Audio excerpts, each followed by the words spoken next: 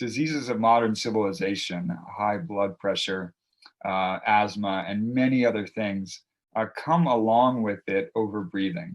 Overbreathing from what? Overbreathing from toxicity, overbreathing from stress, overbreathing from distortions of the body, mind, right?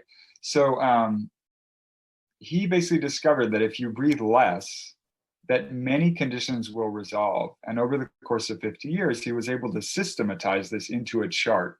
It has 14 levels or so. There's healthy in the middle. There's stages of disease progression down below. And there's stages of super health and super resilience. Think like yogis and kind of really high level human potential. And he was basically able to systematize human respiration. So every person could be measured against this chart. And, you know, most modern people are somewhere in the disease zone. I'm very pleased to have on my podcast today, Jessie Steinberg. And you might recognize him from a previous podcast regarding cold immersion. And Jessie's a holistic chiropractor and also a Reiki Master. And he also teaches a Russian breathing technique. And that's what we're going to talk about today with Jessie.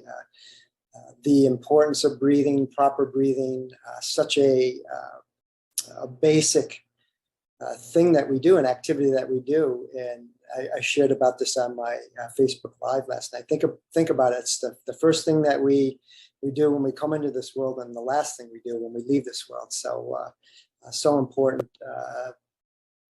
crucial, and an essential part of our health. So welcome, Jessie. Yes, thank you, Ed. A pleasure to be here again. Yes, always a pleasure to speak with you. So tell me how you got involved in this Russian breathing technique. Yeah, thanks for asking. So I had suffered from asthma, or I'd suffered with asthma for all of my childhood. So a good, 20 years of the inhalers and the increasingly strong inhalers and the wheezing, early as I could remember. And it was actually getting worse. And that was scary, to be in my 20s and have my breathing kind of degrading. And I had heard about this Russian breathing system, which, although it works with,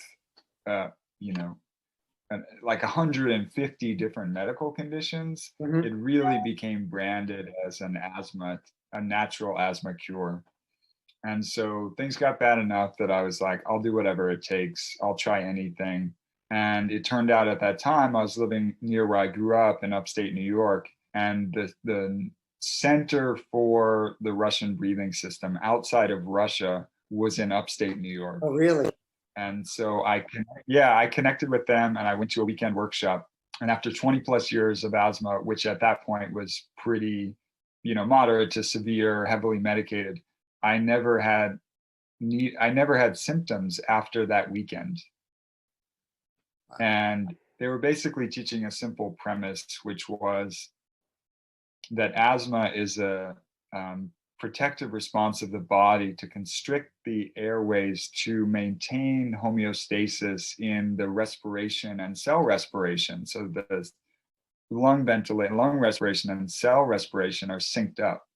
And when you're breathing too much, as is often the case with asthmatics, heavy mouth breathing, chest breathing, over breathing, then you get a situation where there's a mismatch between lung ventilation and cell respiration. And that has to do with oxygen and CO2, cell oxygenation and pH and different things like that. So asthma is a protective mechanism to say, don't breathe so much. You are literally draining your life force. You're blowing off way too much carbon dioxide. You have basically pseudohypoxia in the cells. And so that asthmatic symptom actually protects a person. And asthmatics traditionally had long, healthy lives, with the exception of their symptom. So in the case of asthma, when you treat asthma and you kind of cement open the airways, you disrupt the protective mechanism. And that's what leads it to be degenerative, is the medical intervention. But anyway, I connected with the Russian breathing people and they were like, hey, we need your help. It was this little clinic We need your help. We need you to answer the phones. Are you available? And I was like, I am. So I started working for the Russian school, and the school is called Buteyko. And Buteyko was a medical doctor from Ukraine, actually, and worked in Russia, in Moscow, and in Siberia. Really, really brilliant medical doctor, brilliant scientist, physiologist. And he took it upon himself to study human respiration for 50 years. Okay. His first patient was himself, and it actually worked with his high blood pressure. Mm-hmm. And at that time, he was in medical school. He was in an asthmatic ward, and it started working with all the asthmatics. And basically, the fundamental idea is that in many cases, diseases of modern civilization, high blood pressure, asthma, and many other things, come along with it overbreathing. Overbreathing from what? Overbreathing from toxicity, overbreathing from stress, overbreathing from distortions of the body, mind, right? So he basically discovered that if you breathe less, that many conditions will resolve. And over the course of 50 years, he was able to systematize this into a chart. It has 14 levels or so. There's healthy in the middle. There's stages of disease progression down below. And there's stages of super health and super resilience. Think like yogis and kind of really high level human potential. And he was basically able to systematize human respiration. So every person could be measured against this chart. And, most modern people are somewhere in the disease zone. Very few people, without knowing the system, are actually healthy. And even fewer are actually expressing super levels of health and resilience. So, and through studying respiration for 50 years, Buteyko was able to, the basic premise of breathe less, breathe softer, breathe, basically to reduce. And the point there is that you reduce the minute ventilation, you normalize CO2 levels in the alveoli, and therefore you not only normalize the metabolics of the cell and the whole body, but you also signal to the respiratory center in the brainstem and the global nervous system, you're safe, you're healthy, and it keeps a really healthy, fine-tuned stress response and metabolics. Is that chart you're talking about based on the number of breaths per minute? That chart is based on a simple measurement, which would be the ability to comfortably hold your breath after a normal exhale.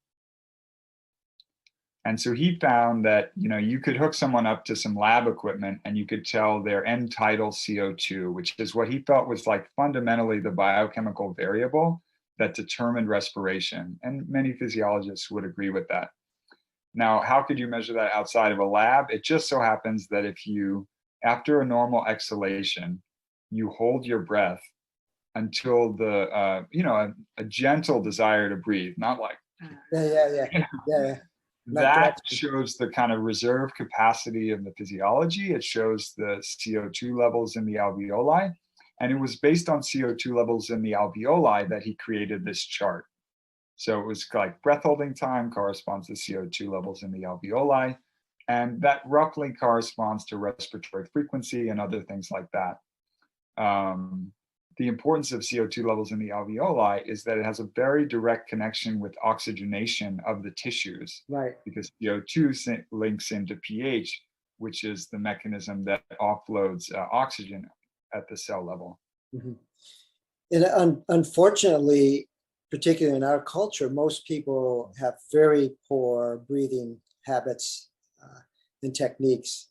And because of that, as you said, there's a plethora of medical conditions and even emotional conditions that it creates. So just a simple thing of learning how to breathe properly can really help all of those chronic conditions. So it can be very, very simple. Totally. Yeah. I mean, your advice on the Facebook Live is I totally agree. Like, breathe quietly, breathe softly, breathe with stillness, be aware of your breath, breathe fully, these kinds of things. That really is a doorway. And so what we found, like, he probably worked to his clinic with like hundreds of thousands of people. And I've worked probably with hundreds of people over the last 12 and a half years. And that simple advice that you gave on the Facebook Live is kind of the beginning of a journey if you want to take it. Mm-hmm. So that can either be just some basic invitation to better health and just some good guidance on breathing. But if you make that your mantra, then I'm going to systematically each day soften and bring my breath to greater stillness, and only breathe through my nose, and you keep advancing that principle every day, then it's actually a doorway to a physical, emotional, mental, spiritual process that is evolutionary. And certainly on the health front, absolutely. And so we actually train people to, with measurement and with exercises, to systematically retrain their breathing system. Wow. So that fundamentally they have a different pattern over time and a healthier pattern over time. Mm-hmm. Click the link in the description to receive your free ultimate guide for men over 45, Unlocking the 10 Secrets to a Fulfilling Life. So for those who didn't get to see my Facebook Live, there's three simple steps I talked about to improve your breathing. And one was breathing in and out through your nose, and we can talk about why that's beneficial. Breathing slower, as Jessie said, and also breathing deeper. So those three simple steps to improve your breathing. Why is it important to breathe in and out through the nose? I've had people ask me that question. Yeah, the nose is for breathing and the mouth is for everything else. Right. Right. Eating, speaking, laughing, smiling, all those things. But it's not for breathing. The nose is for breathing. It's made for breathing. It warms, moistens, and filters the air. It slows the flow of the air a bit. And it's how our physiology is designed, is to breathe through the nose. The mouth breathing is a auxiliary system when you're like running from a lion, or you're in really intense, physical activity. But under most conditions, nose breathing is how our physiology is designed. So it warms, moistens, and filters the air. And the other piece of it too is, because obviously the tubes, so to speak, of the nose are smaller than the mouth, and that kind of slows down airflow. Your advice, so you said nose, slowing down the breath, breathing fully. What that's doing is that the gas exchange on the level of the lung surface of the alveoli happens through a process of diffusion. And if you imagine kind of water running down, dry soil, like it can just, if the flow is too fast, it won't go into the soil. So this process of diffusion at microcirculation level on the alveolar lung surface is a diffusion process, which if you're breathing too rapidly, it won't happen. If there's too much wind, so to speak, through those tissues, you will not have proper gas exchange. So what you're doing, to my understanding on a physiological level, is inviting people into better breathing habits that will create better gas exchange on the level of the alveoli and the capillary circulation there, which therefore is going to improve their fundamental metabolics and oxygenation.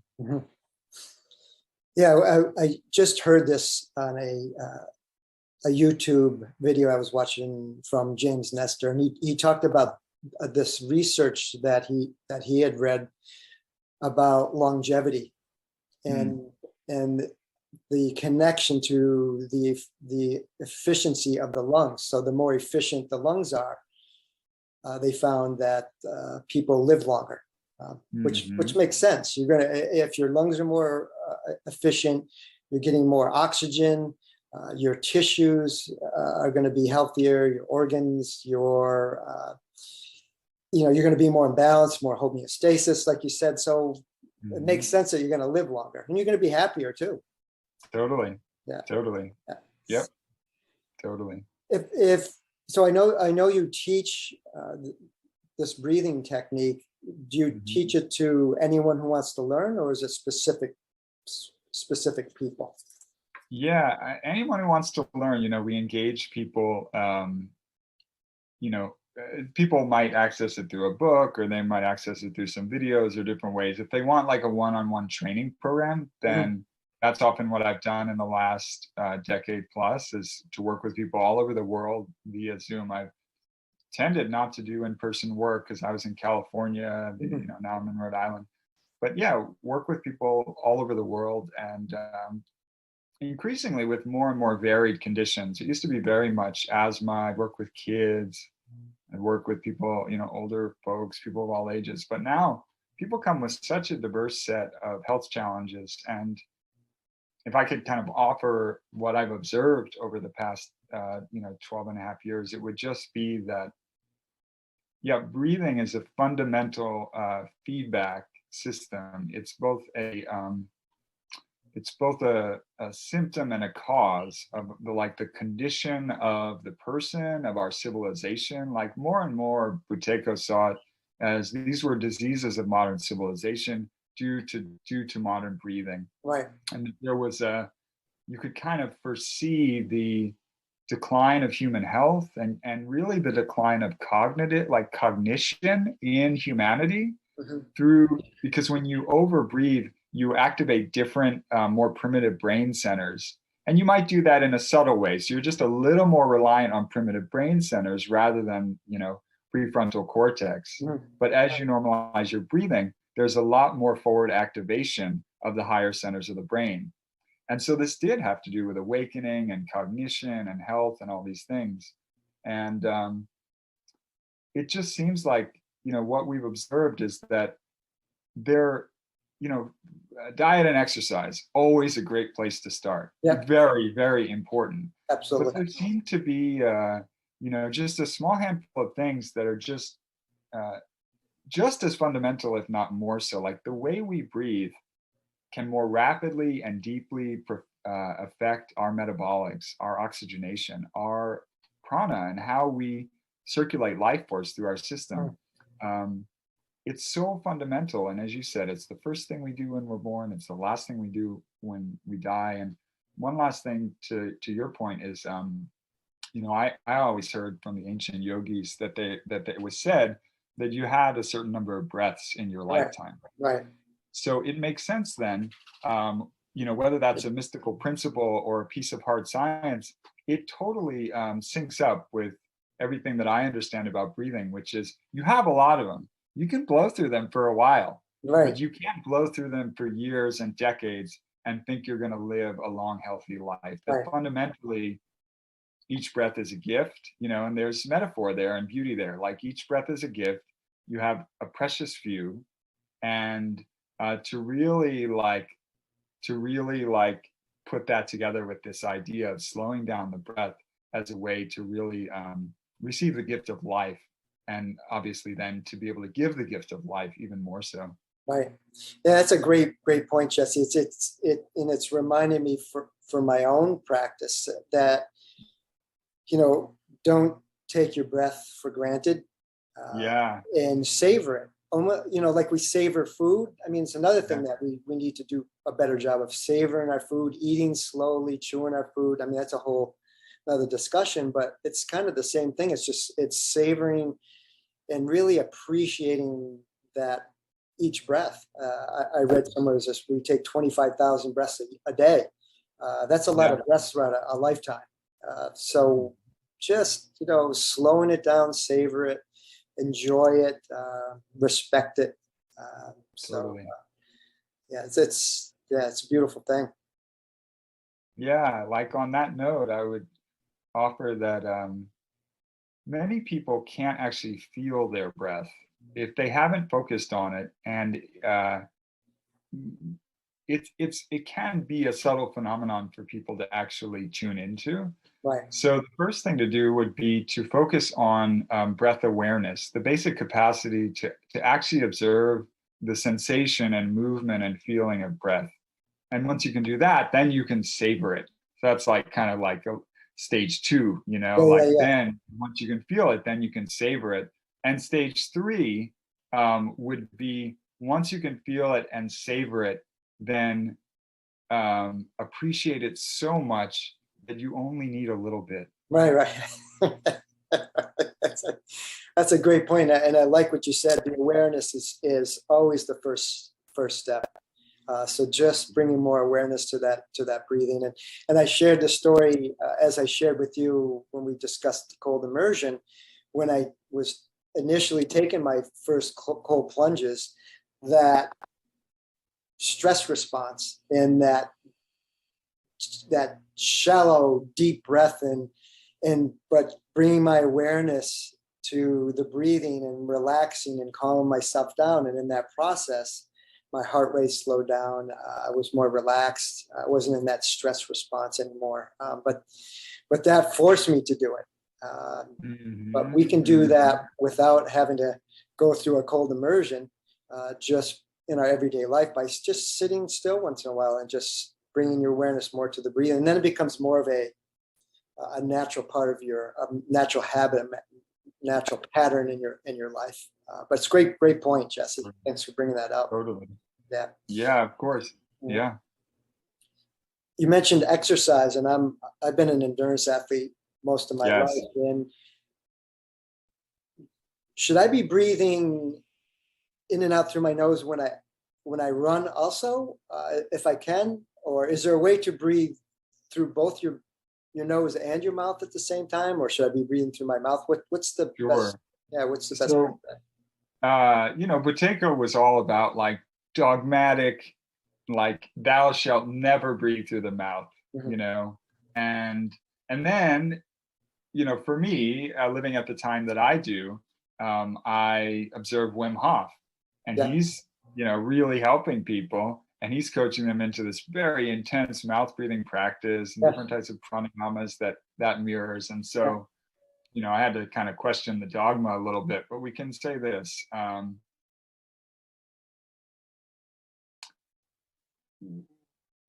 Compared to the ancient yogis, compared to, super health and high levels of human potential, we tend to breathe too much. Most people tend to breathe too much, and our modern life kind of at every turn adds stress to the system, right? Whether it be through toxins in the environment, or mental emotional stress, or EMF, or any number of things. Like, there's always stress being added to the system. So as one learns to breathe less during all activities, you expand the capacity to have really calm breathing under more stress.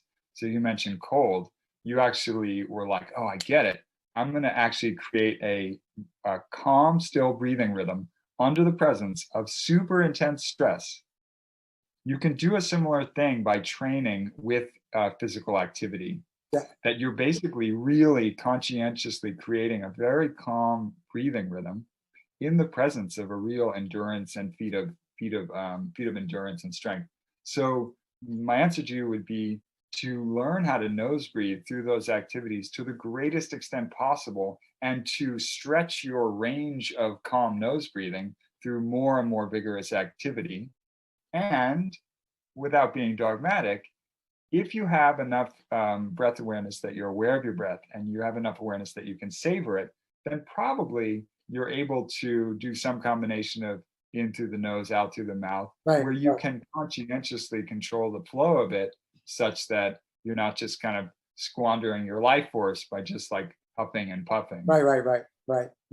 What about breath holding? I know there's times when that's not good. It can be dangerous, but there's also times when that can be beneficial. Would you agree with that? Yeah, so Buteyko, for better or worse, he became famous for asthma, and he became famous for breath holding, because he found that it was one of the easiest ways where you don't really need sensitivity to breathing. You don't need the ability to savor your breath. All you need to do is kind of stop your breathing, pinch your nose, and just kind of hold your breath for a little bit. So breath holding is really powerful. It can be used from various levels. So it can be used as a beginner practice where you just do little breath holds, maybe once every minute or so. You do little breath holds as a breath practice. It can be used as more like a pranayama for the more advanced practitioner, where you really work the length of the breath holds, but the advanced practitioner is characterized by a calm, still nervous system to begin with. Right, So you don't really want to do breath holds of any length or challenge until you have a calm system. Right. In the first example, really short breath holds just preserve the life force and preserve the diffusion of lung gases, and that's can be beneficial in that circumstance. And then it can become an advanced practice. Awesome. If you liked that video, check out my other video on mindfulness.